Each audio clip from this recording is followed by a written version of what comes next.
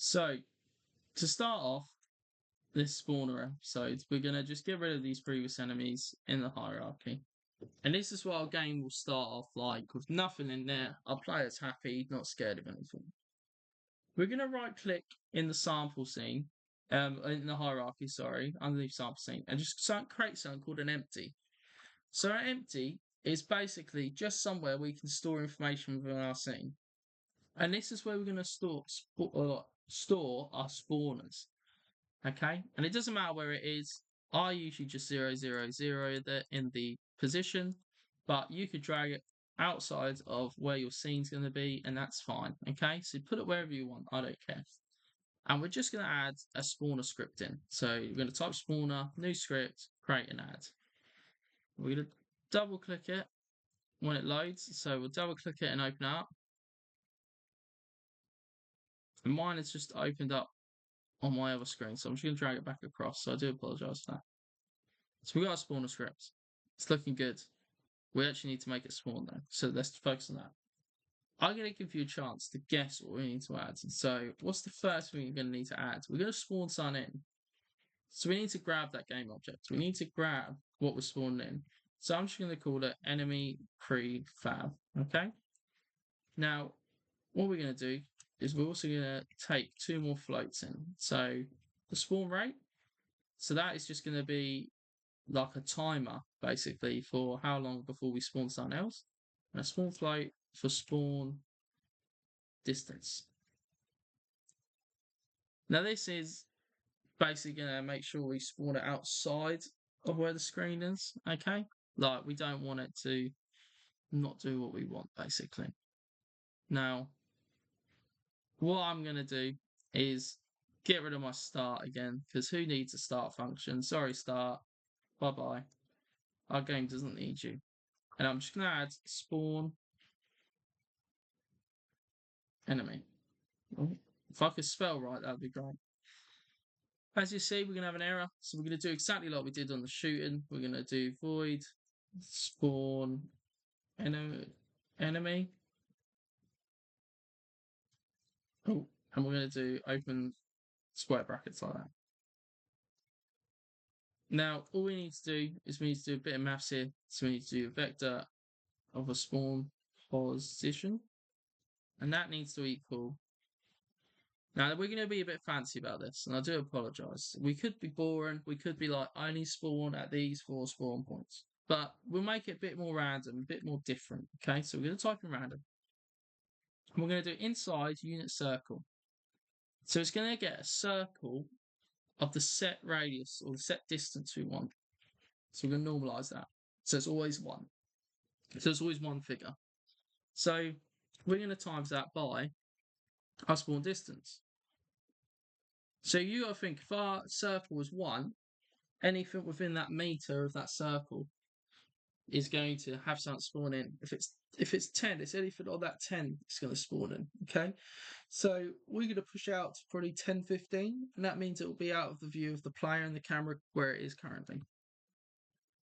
We're going to make a spawn position. So to grab a spawn position, we need to plus and equal. And we'll do bracket vector 2. And outside bracket, we're going to do transform dot position.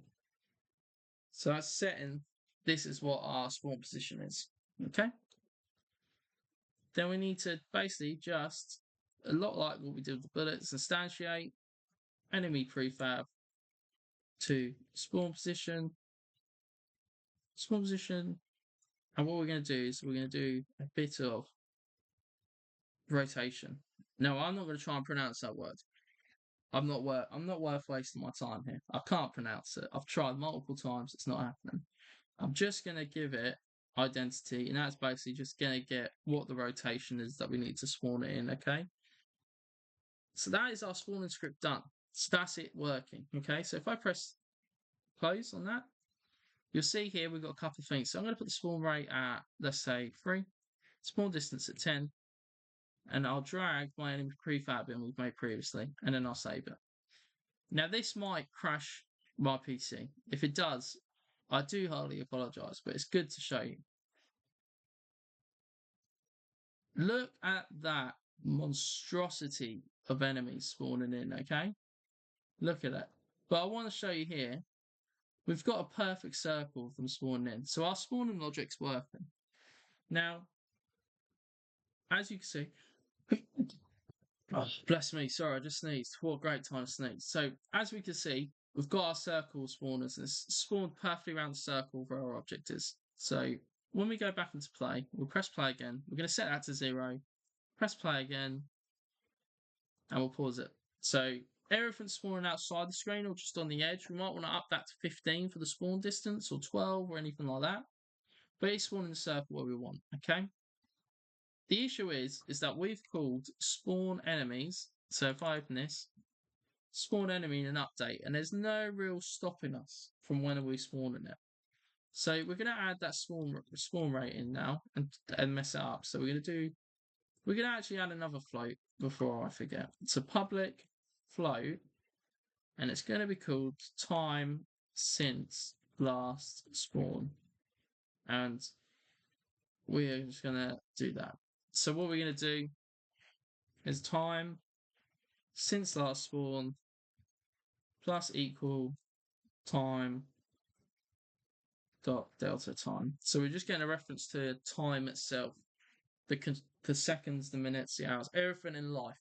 It will count in like actual time rather than made up seconds we've made. And then all we're going to do is if time since last spawn is bigger or equal to spawn rate.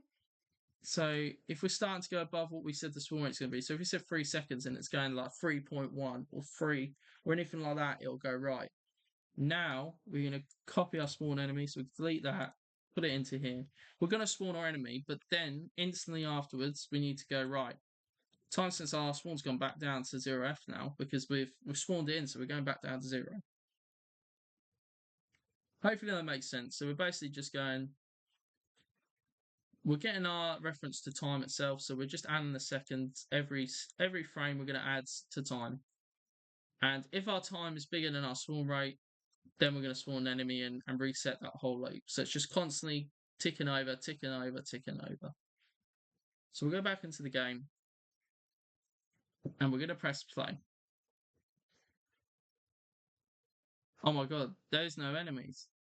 Right, the enemy spawns in 3 seconds in. If you watch to the right here, you can see that timer go up to 3 and then it will reset. See, it's slowly resetting. It means an enemy spawning in constantly. So that's working perfectly. So we've got our spawner in. It's great. Perfect. So that's all we need to do with a spawner. So that's all done. So we've got our cool spawner. It's looking nice. The next thing for me is I want to make the game a bit more interesting. So I'm going to look at adding some more different AI to deal with, okay? So that's what we're going to try and do next time.